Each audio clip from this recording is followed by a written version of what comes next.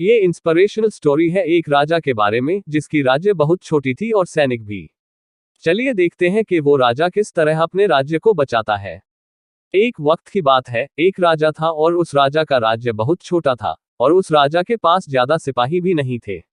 उसे हर वक्त ये डर रहता कि कब किधर से कोई उसके राज्य पर हमला कर दे।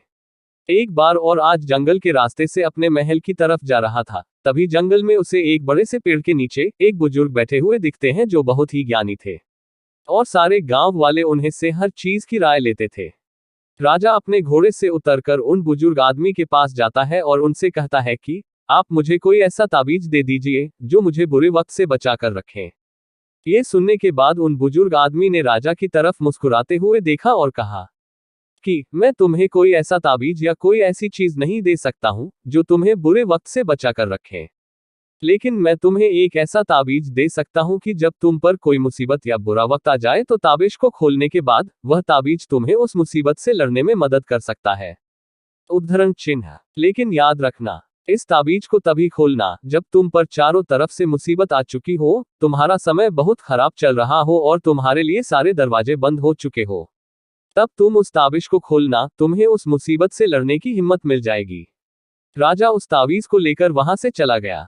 कुछ समय बीतने के बाद उस राजा के राज्य पर कुछ लोगों ने हमला कर दिया और राजा को पता था कि यह उसके साथ एक दिन जरूर होगा। राजा ने अपने सैनिकों को तैयार किया, लेकिन उसे राजा के पास ज्यादा सैनिक नहीं थे और इसीलिए वह ये जंग हार गया। लेकिन किसी तरह राजा एक घोड़े में बैठकर वहां से अपनी जान बचाकर निकल गया और वह जंगल के अंदर एक गुफा में जाकर छुप गया।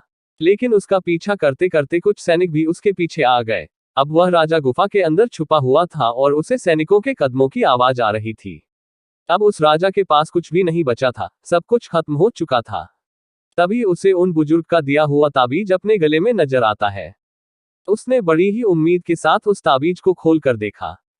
उस ताबीज के अंदर उसे एक चिट्ठी देखी जिस पर लिखा हुआ था, ये वक्त भी गुजर जाएगा। ये पढ़कर राजा को कुछ समझ नहीं आया और जब उसने फिर से उसे लाइन को ध्यान से पढ़ा और उसे समझा तो राजा के चेहरे पर एक मुस्कान आ गई।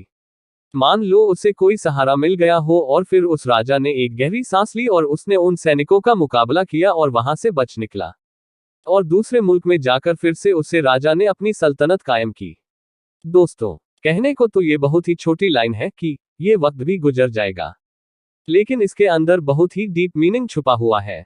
और जब भी आप कोई मुसीबत में फंस चुके हो, बहुत सारी परेशानी आप पर आ चुकी है, चाहे आप पर बहुत सारा कर्जा हो चुका हो, आपके पास काम नहीं है और आप मेहनत कर रहे हो लेकिन आपको उसका फल नहीं मिल रहा है और आपको कोई रास्ता नजर नहीं आ रहा है, तब ये लाइन खुद को बोल कर देखना, आपको एक सुकून मिलेगा और आपको ये फील होगा कि जाने दो, आज जो भी मेरी कंडीशन है, कितना भी मेरा वक्त बुरा चल रहा है, लेकिन कल परसों और एक ना एक दिन यह वक्त भी गुजर जाएगा और तभी आपको उस मुसीबत से निपटने की हिम्मत मिल जाएगी।